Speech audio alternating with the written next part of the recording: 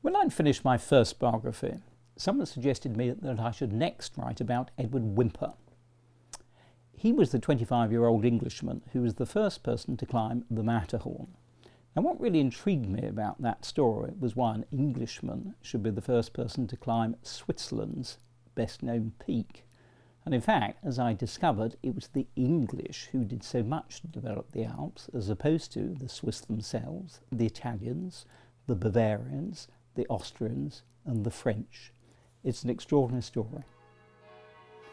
In the late 18th century, the English, from what was then the world's richest nation, were the first tourists in the Alps.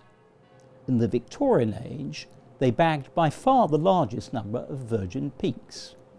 And at the end of the 19th century, and during the first years of the 20th, they introduced winter sports to the Alps.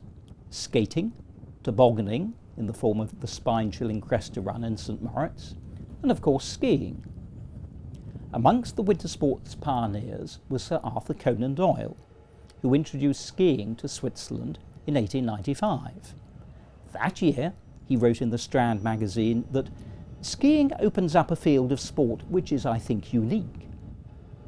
This is not appreciated yet, but I'm convinced that the time will come when hundreds of Englishmen will come to Switzerland for the skiing season between March and April. And of course, it was almost entirely for the benefit of the tourists like Doyle and his compatriots that the Swiss ended up with such an incomparable railway system, designed by Tyneside's Robert Stephenson. The result of all this was that the Alps from 1740 to 1940 were virtually an English colony. I was so fascinated by that I abandoned Edward Whymper, and I decided to write a story that became How the English Made the Alps.